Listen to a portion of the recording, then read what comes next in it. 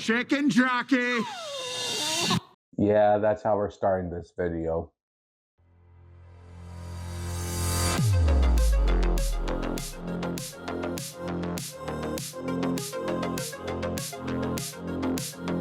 Hey guys, Galactic Knight here. Recently, the Minecraft movie came out. People at first hated the trailer and loved the film being a big hit.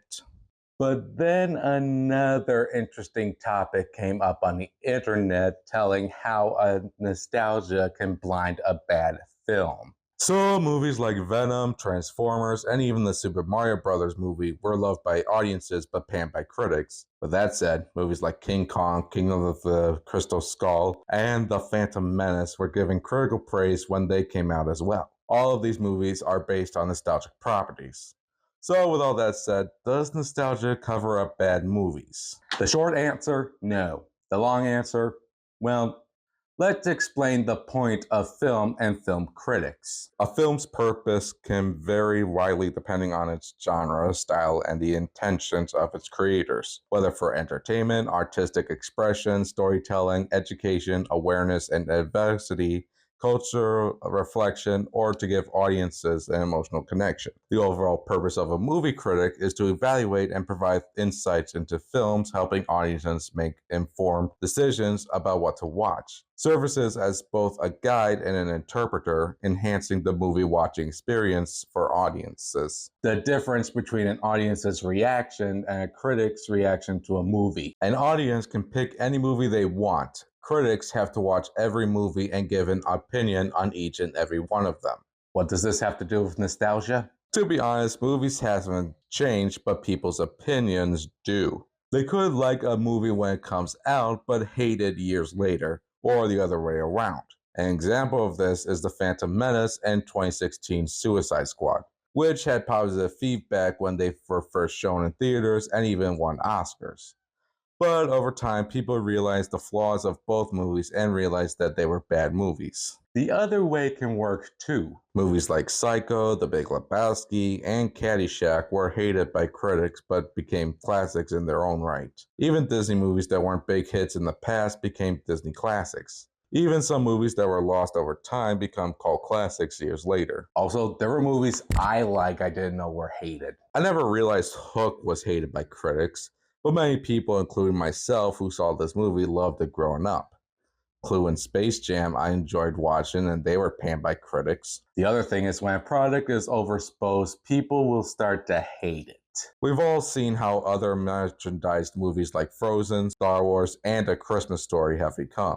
Again, the movie hasn't changed, but the overexposure can be a bit too much. This unfortunately affects shows and video games. The Simpsons were so popular that it's still going. And let's be honest, The Last of Us Part 1 and 2 being rebooted over and over started to piss off more people that do know Sony has more franchises than The Last of Us. So you get the idea. But many critics saw the movies that use nostalgia blind the fan base that what they are watching are bad movies. You name it, sequels, remakes, and of course movies based on nostalgic properties. So, have you forgotten these? There were plenty of movies that had nostalgia and were panned by both critics and audiences. Even today, there are movies that use nostalgia that are hated by both groups. So when I asked this question to myself, I watched some of nostalgia critics' editorials. To me, nostalgia is basically like hype. It can be a double-edged sword. When it is used properly, it can make fans like the movie, and when it doesn't work, it can be a major disappointment. So the problem with some of these movies with nostalgia fall down to 3 rules. Problem 1 is when the movie focuses on referencing the original more than telling a good story, or just makes stuff up. I know some anime adaptations like Netflix's Death Note, Cowboy Bebop, and Dragon Ball Evolution that make up stuff that makes no sense in the worlds they build or just be generic. You don't want my daughter to have a birthday? Dragon Ball Energy, DBE.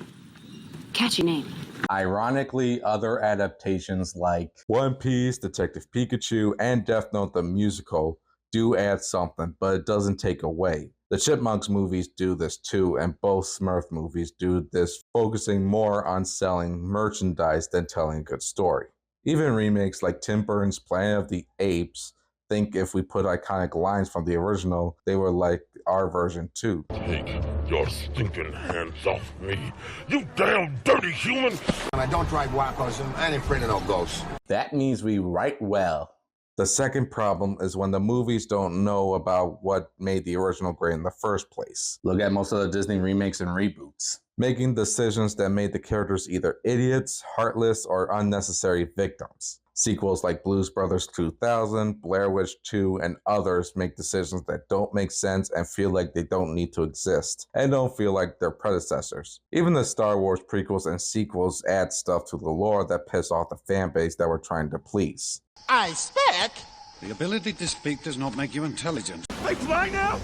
Hell, even video games like Sonic the Hedgehog make decisions that pissed off the fan base. They even joke about it in Sonic Boom. Tomatopotamus never worked in 3D. And they never should have changed the color of Tomatopotamus's legs. And worst of all are the movies that people say they just saw the trailers of hit movies and don't do anything with them. Is that your feet? And this is my baby's foot. Man, you've got happy feet.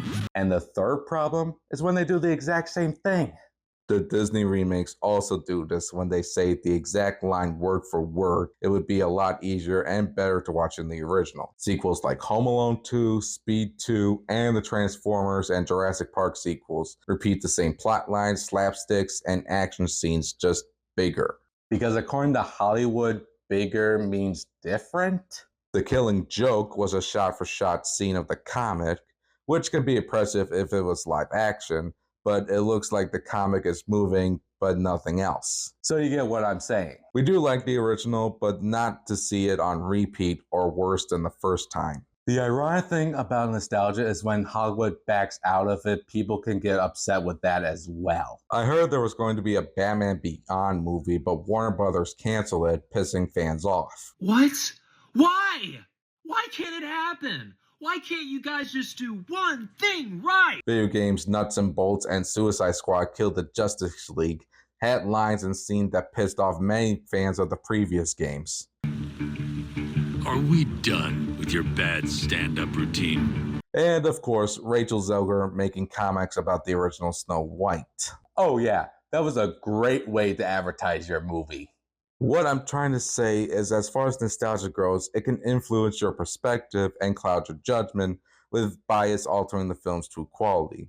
Even though the movie or product hasn't changed, your opinion and perspective of the film might change. You might love the film at first and hate it later, or vice versa. Cause, according to Hollywood, the worst thing a product can be is forgetful. Even when a film is bad, people would remember it fondly or how bad it is, for better or worse. And over time, new ideas can even become nostalgic in the future, giving future filmmakers the chance to make more nostalgia or use it to make versions of the nostalgia. That's a wrap. Any other thoughts of nostalgia I didn't talk about? Well, leave them down right in the comments below. I'm Galactic Knight, and I'll see you guys next time.